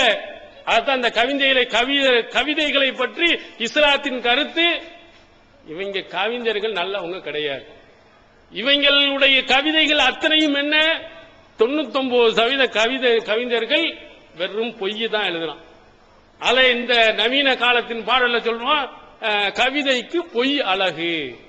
ஒரு அழகுமிக்க ஒரு கவிதை என்று சொன்னால் பொய் அங்க கண்டிப்பா இருக்கும். கொஞ்சம் மிகைப்படுத்தி எழுதலன்னா அது கவிதையே கிடையாது. ஒன்னு என்ன, கடுக பெரிய மலையாக என்ன செய்வான் மாற்றி இருப்பான். அண்ட கறி பிடித்தவளை என்ன செய்வான், தங்கத்தில் முகம் எடுத்து சந்தனத்தில் உடல் எடுத்து என்று என்ன செய்வான் படிப்பான். என்ன அண்ட கரியா இருந்தாலும் சரி, பார்க்க சகிக்க முடியாதா இருந்தாலும் அவனுடைய வர்ணனையை பார்த்தா சந்தன கட்டையில உடல் எவன் எடுத்திருக்காயா. அதே சொல்லுவா அழகா, ஒரு பெண்ணை பார்த்து நிலவை பார்த்து நிலவில் ஒளி இல்லையா. அப்படிப்பட்ட ஒரு பொம்பளை உலகத்துல எவன் இருக்கா? ஒளி அங்க நிலவும் ஒளியெல்லாம் ஒண்ணுமே இல்லையா. இவளை பார்த்தவன பலவலன் அப்படி யாரா இருக்கா? இப்படி பொய்யும் புரட்டுமே எழுதிக்கிட்டே இருக்கிறவன் தான் இந்த கவிஞர்கள். எல்லாம் பொய்யத்தான் ஒண்ணுக்கு லட்சமாக ஆக்கி என்ன செய்வான் சொல்லிக் கொண்டு இருக்கிறான். இதைத்தான் இஸ்லாம் சொல்லுது, இந்த மாதிரி கவிதை நபியே உனக்கு தேவையில்லை, நான் உமக்கு சொல்லி தரவும் இல்லை. இந்த குர்ஆன் ذிக்ருன், ஒரு அறிவுரை, ஒரு அழகான தெளிவான திருமறை வசனங்கள். இது உயிருடன் உள்ளவர்களுக்கு எச்சரிக்கை செய்வதற்காக வழங்கப்பட்டிருக்கிறது. ذிக்ருன் என்று சொல்கிறான், ஒரு அறிவுரைங்கிறான். இந்த அறிவுரையை இந்த சமுதாயம் எப்போ படித்தது? எத்தனை அஜர்த்து சொன்னாரு? ஜும்மாவுக்கு போனீங்களே என்றாவது திருமறை குர்ஆனை படித்து அதன்படி செயல்படுங்கள் யாராவது சொன்னாரா? வெறும் கதைகளையும் அவுலியாக்களின் சிறப்புகளையும் தான் ஜும்மா உலைகளை நீங்கள் பார்த்திருப்பீங்க. அதுவும் பெண்களை உள்ளே வராதேன்ட்டான், பள்ளிக்கு உள்ளே வரக்கூடாது, நீ தொலைவும் வரக்கூடாது, தர்காக்கு மட்டும் ஊர பூரா நீ சுத்துங்க. இறை இல்லம் இறை அச்சத்தை ஏற்படுத்தக்கூடிய ஒரு அல்லாஹ்வுக்கு மிகவும் விருப்பத்திற்குரிய இடமாக இருக்கக்கூடிய பள்ளியாசலுக்கு உள்ளே பெண்கள் உள்ளே அனுமதி கிடையாது. சரி, ஆண்கள் தான் வருகிறார், அவனுக்காவது நல்ல கருத்துக்களை என்றாவது சொன்னார்களா? கேளுங்க, உங்களுடைய கணவன்மார்கள்ட்ட கேளுங்க, உங்க பெற்றோர்கள்ட்ட கேளுங்க, உங்க பிள்ளைகள்ட்ட கேளுங்க. பள்ளியாசலின் உள்ளே போய் அங்கே நிகழ்த்தப்படக்கூடிய உரைகளில் இந்த திருமறை குர்ஆனை நீங்கள் படிக்க வேண்டும், அதன்படி நீங்கள் செயல்பட வேண்டும். அதை நீங்கள் படித்ததுண்டாண்டி யாராவது ஒரு அஜரத்து பேசியிருக்காரா? எப்படி பேசுவாரு? அவர் தான் சொன்ன குர்ஆன் ஒருத்தனுக்கு விளங்காது, உங்களுக்கு புரியாது, இப்படியே சொல்லி சொல்லி உங்களை மூட நம்பிக்கைகளுக்கு உள்ள கொண்டு போய் தள்ளிட்டான். ஆனா அல்லாஹ் என்ன சொல்லுகிறான்? இது ஒரு அறிவுரை என்று சொல்லுகிறான். யாருக்கு? சூரத்துல் பக்கராவில் அல்லாஹ் சொல்லுகிறார், ஷஹ்ரு ரமலான் அல்லதி உன்சில ஃபீஹில் குர்ஆன் ஹுதன் லின்னாஸி வ பையினாத்தின் மினல் ஹுதா வல் ஃபுர்கான். இந்த ரமலான் மாதம் எத்தகையது தெரியுமா? இந்த மாதத்தில் தான் திருமறை குர்ஆன் இறக்கி அருளப்பட்டது. இது ஹுதன் லின்னாஸ், மனிதனுக்கு நேர்வழி காட்டக்கூடியது. வ பையினாத்தின் மினல் ஹுதா வல் ஃபுர்கான், நேர்வழியையும் தெளிவாக சொல்லக்கூடியது. எவ்வளவு அழகா, எவ்வளவு அற்புதமாக திருமறை குர்ஆன் சொல்லுவது. மனித சமுதாயம் எல்லாத்துக்கும் வழிகாட்டி இதுலதான் இருக்கு. நீ படி என்று சொன்னால் அஜர்த்து சொல்லுகிறார், படிக்காத, உனக்கு விளங்காது. திருமறை குர்ஆனை படிக்காத, அதனுடைய அர்த்தத்தை பார்க்காத. அதனால 1000 வருடங்களுக்கு முன்பாக இஸ்லாம் இந்த தமிழகத்தில் வந்தாலும் எந்த வருடத்தில் திருமறை குர்ஆன் மொழிபெயர்த்து கொடுக்கப்பட்டது? அப்துல் ஹமீத் பாக்கவி அவர்கள் தான் முதலாக இந்த குர்ஆனை மொழிபெயர்த்து கொடுத்தார். அவர் பட்ட கஷ்டம் என்ன அவர்கிட்ட கேட்டாதான் தெரியும். போயிட்டார். எத்தனை உலமாக்கள், அந்த அப்துல் சமத் எம்எல்ஏ இருந்தார், முஸ்லிம் லீக்கினுடைய தலைவர், அவருடைய தந்தை அப்துல் ஹமீத் பாக்கவி அவர்கள் தான் முதல்ல குர்ஆனை மொழிபெயர்த்து கொடுக்கணும். அவர் தான் முதல் முயற்சி எடுத்தார். அதுல அது எப்படி போகணும், பெரிய உலமாக்கள் பட்டாளம் எல்லாம் எதிர்த்தும் அவர் வீரியமாக நின்று அதை கொடுத்தார். அதை படிக்க அதனுடைய பிரதிகள் அன்றைய காலத்தில் எவ்வளவு வித்தது எண்ணி பாருங்க. எல்லா ஆலிம்களும் விளங்காது, படிக்காதுன்னு சொன்னால 500 1000. அதுக்கு பிறகு ஜான்ட்ரஸ்னுடையது. நம்முடைய பிரச்சாரம் 1980க்கு பிறகு திருமறை குர்ஆனை படிக்கிறவனதான் சர்ன்னு ஏறுகிறது. 10,000 20,000 30,000. அந்த எடிஷனை பாருங்க, அதுல ஜான்ட்ரஸ்ட்லயே போட்டிருப்பாங்க முதல் எடிஷன் எத்தனை, இரண்டாவது எத்தனை. இந்த தௌஹீத் பிரச்சாரம் வளர்ந்ததற்கு பிறகுதான் திருமறை குர்ஆனுடைய விற்பனை அதிகமானது. லட்சக்கணக்கான பிரதிகள் இன்று கொடுக்கப்பட்டு படிக்க வைக்கப்பட்டிருக்கிறது. ஆனா அந்தைய காலத்திலும் சரி இன்றைய காலத்தில் வழங்காத சில ஆளுக்கு குர்ஆன் வழங்காது என்று சொல்லிக் கொண்டிருக்கக்கூடிய ஆலிம்களை பார்க்கிறோம். ஆனா அல்லாஹ் என்ன சொல்லுகிறான்? மனிதனே உனக்குத்தான் வழிகாட்டி இங்கே இருக்கு, இதை படித்து பார், இதை சிந்தித்து பார். கேட்கிறார், அஃபலா யத்ததப்பரூனல் குர்ஆன் அம் அலா குலூபின் அலா அக்ஃபாலுஹா. இந்த குர்ஆனை சிந்தித்து பார்க்க மாட்டார்களா, படிப்பினை பெறக்கூடியவர்கள் யாரும் இல்லையா என்று அல்லாஹு தஆலா அந்த வசனத்தில் கேட்கிறார். ரொம்ப லேசாக்கி இருக்க இந்த திருமறை குர்ஆனை, இலகுவாக நான் ஆக்கியிருக்கிற, படிப்பினை பெற யாரும் இல்லையா?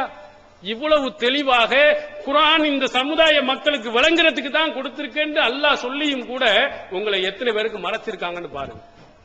எத்தனை வருடங்களுக்கு பிறகு இது வந்ததும் கூட இன்று மொழிபெயர்த்து வந்தாலும் அது சில விளங்கும், விளங்காது, போகாது, படிக்காதீர்கள் என்று பேசக்கூடியவர்கள் எத்தனை பேர்கள் இருக்கிறாங்க. இந்த குர்ஆனை அதற்கு தான் அல்லாஹ் கொடுத்தா. விளங்காத குர்ஆனை எதுக்கையா கொடுக்கணும்? எதுக்காக அல்லாஹ்தால இங்க கொடுத்து எல்லாத்தையும் படிக்க வைக்கணும்? இது மந்திர சொல்லா? ஒண்ணு விளங்காம படிக்கிறதுக்கு உள்ளதா? அல்லது ஆலிம்களுக்கு மட்டும்தான் விளங்குன்னு சொன்னா உதன்லில் உலமாக்களுக்கு தான் இது வழிகாட்டி என்று அல்லாஹ் சொல்ல வேண்டியதானே? மனிதர்களுக்கு என்று சொல்றான், ரொம்ப லேசானது என்று சொல்கிறான், சிந்திக்க மாட்டாயா என்று சொல்கிறான். இவ்வளவு தெளிவாக குர்ஆனை படிக்க சொல்லியும் நம்ம படிக்காத காரணத்தினால்தான் மூட நம்பிக்கையில் போயிருக்கிறோம். குர்ஆனை நீங்க படிச்சிருங்க, குர்ஆனை நீங்கள் கொஞ்சமாக சிந்தித்து பாருங்கள், மூட நம்பிக்கை உங்களுக்கு எங்கேயும் வராது. நீங்க குர்ஆனை அப்படியே கொஞ்சம் கொஞ்சமா பாருங்க, இன்னையிலிருந்து படித்து பாருங்கள் என்றாவது. எத்தனை நபிமார்கள், ஏறத்தாழ 25 நபிமார்களை குர்ஆன்ல சொல்றானே, எந்த நபியாவது இந்த அவுலியாக்களே போய் கையேந்தினார் இருக்கா? அவர் கேட்டதெல்லாம் அல்லாஹ் சொல்லியிருப்பான். அல்லாஹ்விடத்தில் பிரார்த்தித்தார், இறைவனிடத்தில் தன்னுடைய கோரிக்கையை சொன்னார். அப்படின்னு விஷயங்களைத்தான் நீங்கள் குர்ஆனில் நீங்கள் பார்க்க முடியுமே தவிர இந்த மாதிரி அவுலியாக்கள் கேட்டான்னு ஒரு விஷயத்தையும் நீங்கள் பார்க்க முடியாது. நபி ஸல்லல்லாஹு அலைஹி வஸல்லம் அவருடைய ஆதாரபூர்வமான நபிமொழியில் நீங்கள் பார்க்க முடியாது.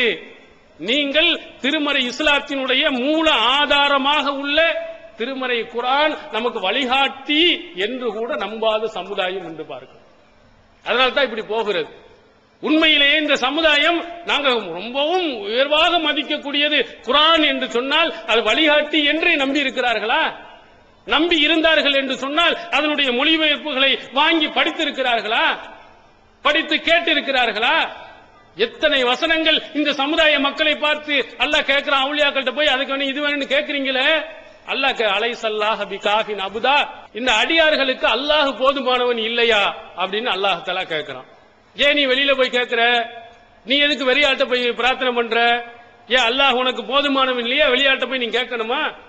இல்ல நான் நிறைய பாவம் செஞ்சுட்டேன், நிறைய பயங்கரமான குற்றம் செய்து விட்டேன், என்னால என்ன செய்ய முடியாது, என்ன எப்படி அல்லாஹ்ட்ட கேட்க முடியும் அப்படின்னு நீ கேட்டாலும் அதற்கும் அல்லாஹ் குர்ஆன்ல சொல்கிறான், குல் யா இபாதியல்லதீன அஸ்ரஃபு அலா அன்ஃபுஸிஹிம் லா தக்னது மின் ரஹ்மத்தில்லாஹ். தனக்குத்தானே அநீதம் இழைத்துக் கொண்ட என்னுடைய அடியார்களே, அல்லாஹ்வுடைய அருளில் நம்பிக்கை இழந்து விடாதீர்கள். எவ்வளவு அழகா அல்லாஹ் சொல்றான் பாருங்க. ரொம்ப அநியாயம் செஞ்சாலும் சரி, அக்கிரமம் செய்தாலும் சரி, எவ்வளவு மோசமான பாவத்தை நீ செய்தாலும் சரி, நீ எங்கே வா, அல்லாஹ்விடத்தில் நீ வா, இறைவனிடத்தில் நீ வா, நான் உனக்கு மன்னிப்பு தருகிறேன், நீ கேட்டதை நான் தருகிறேன், என்னிடத்தில் நீ பிரார்த்தனை செய் அப்படின்னு அல்லாஹ் தஆலா கூப்பிட்டு இருக்கிறான் என்ற செய்திகளை நீங்கள் நபிமொழி புத்தகங்கள்ல பார்க்கலாம், திருமறை குர்ஆன்ல பார்க்கலாம்.